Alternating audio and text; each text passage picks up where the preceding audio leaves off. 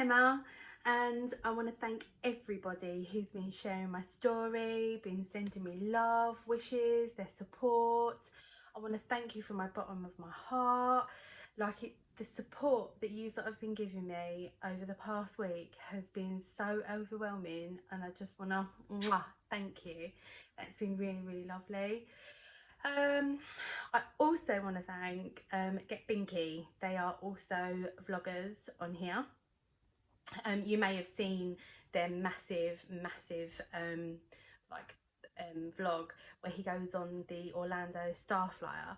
I reached out to them and just kind of asked them some tips on how to vlog and stuff, and they came back pretty much straight away and were just so amazing, and I just want to thank both Del and Jenny for that. Thank you so much. So yeah, this week hasn't really gone to plan. So, you know, like last week I spoke to you guys and said that this Thursday I was meant to have an exploratory procedure on my bladder, my vagina and my bowel, to see if the cancer has spread anywhere else. Well, they cancelled that again. So, I mean, I was just so deflated by that point. And I kind of rung up in like a rage. Many people, but it didn't really get me far. So, and it didn't make me feel any better either. So it was pointless. So eventually I left a message for the gynae oncology nurses, and actually she got back to me and said that the reason why it was cancelled, she'd like explained. But I just feel like they should have explained before they cancelled it, or before I was told that it had been cancelled. I just think that they should have kind of said, you know, we're going to cancel it and this is the reason, instead of just having some, you know, random person. I know it's not random, like, you know, not even a secretary, I don't even know what they were, but whoever it was, she couldn't answer any of my questions other than, I'm really sorry, it's been cancelled. So it was just irritating. But it turns out the oncology doctor had presented my case to the London hospital and had said, like, this is what we're dealing with, and they had said, we don't want you to do the procedure, we would like to do the procedure ourselves, so just don't touch her, just send her our way and we'll pick up where you guys have left off. So that's what the plan was. And in that conversation, the gynae nurse had informed me it looks like more than likely I will be having chemo and radiotherapy every day for the next 8 to 10 weeks. I don't know if that's like chemo every day, or I just don't know. Like they literally tell you a snippet of a bit.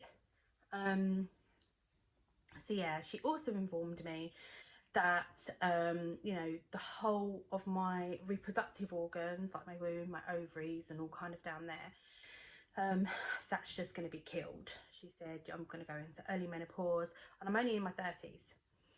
So I was a bit like, oh, okay, fine. She said you're going to find it near to impossible to have an orgasm, and I was just a bit like, well, this sounds really shit.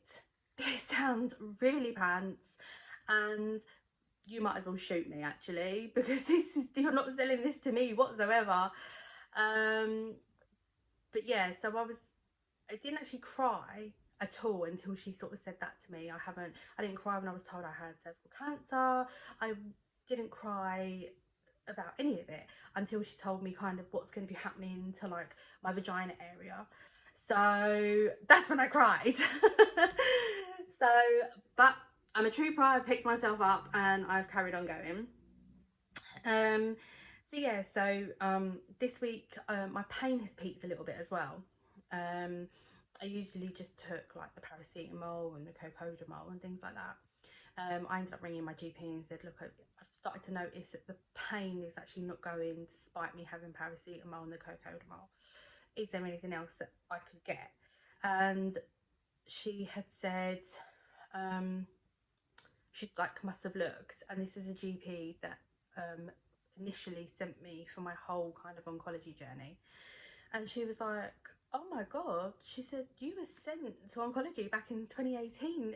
This is just being sorted now. And yeah, so anyway, she gave me morphine.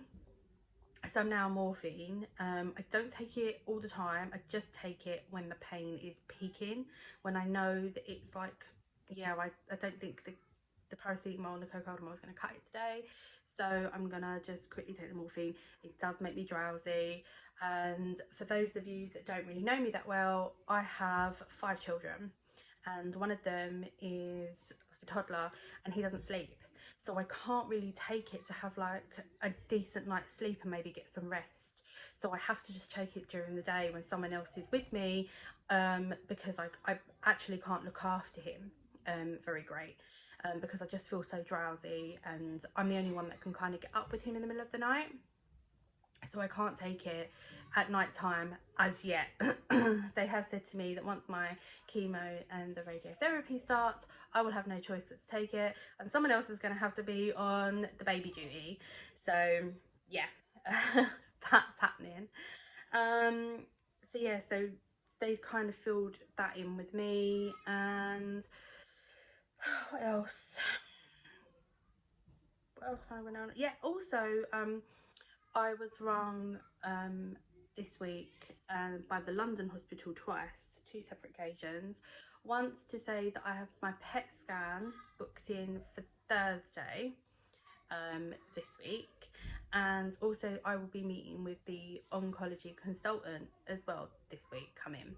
So I have people coming with me. Thank you to Emma and Tara for coming. I really appreciate that. So yeah, so I've got things kind of coming up. Also, people had kind of said to me when I put up the vlog last week, people had said like, you should have actually been on them a little bit more. Now these were people that clearly don't know me as a character, and you know, just to be very clear, I was on them regularly. You know, why have you cancelled it? This is ridiculous. Can you get me in sooner? You know, I did all of that. Believe me, I'm not one of these women that will sit aside on the sidelines and say nothing. I'm very vocal. Also, a few of you had inboxed me and asked, how did I tell my children and how did they feel about it? As I've just mentioned, I have 5. Their ranges are 20, 15, 13, 10, and 2. He will leave 3 soon. And the 20, the 15-year-old and the 13-year-old, I told, this is what I have, cervical cancer. They pretty much took it very well, and I can only assume it's because they're of that generation that don't find cancer scary. They were upset, they were shocked, but you know, they kind of trooped on, and they've been really, really good. They've been very hands-on. They've been really, really well behaved, which is good. Yeah, my 10-year-old has autism. So she doesn't really understand, if you can hear the baby, she doesn't understand, apologies if you can hear the screaming, she doesn't really understand very much. She understands that I'm in pain, and also I don't want her to just be fixated on the cancer word. So I've just told her that I have belly pain and I'll be better in a couple of weeks. She seemed to be quite happy with that, and yeah, she just like, oh okay, and just went on her way. As I said, I've got a 2-year-old. He only thinks of the 2-year-old. The 2-year-old only thinks about himself. So yeah, he doesn't really understand if anything's going on. So the older children that I told, I just sat them down and said like, this is what I have. It was pretty much like ripping off a band-aid. This is what I had. And they had no clue, because I didn't want to like upset them if there was no reason to be upset. So yeah, so they had no clue, and they kind of knew that I was in pain anyway, and they just thought, oh, you know, it's the same pain that she's always in. But when I eventually told them why I'm now in pain, they were like, oh, like, they're going to be doing something? So yeah, so all the kind of natural questions that they would ask. Can they do something? How are you? What can we do? They were really, really lovely kids. So yeah, if you find my kids, send them back.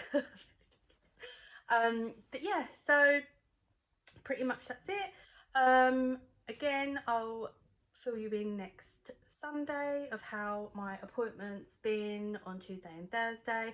I'm actually going to be, because of GetBinky gave me such great advice on vlogs, I'm actually going to be showing you like me doing the PET scan. Not actually, I don't think I can actually record the PET scan going on. Like, I probably can do the machine. I probably can do you know, just tidbits about the machine. I can probably fill that all in for next week's vlog. So I'm super excited for you guys to actually see what I've been going through. I know that sounds like crazy. I'm super excited, but you know, it's the only way that I can kind of get it out there. And yeah, so I'll check in with you next week. As always, give me a like, subscribe, keep sharing, people, you know, and everyone that has supported me so far, just much love to you.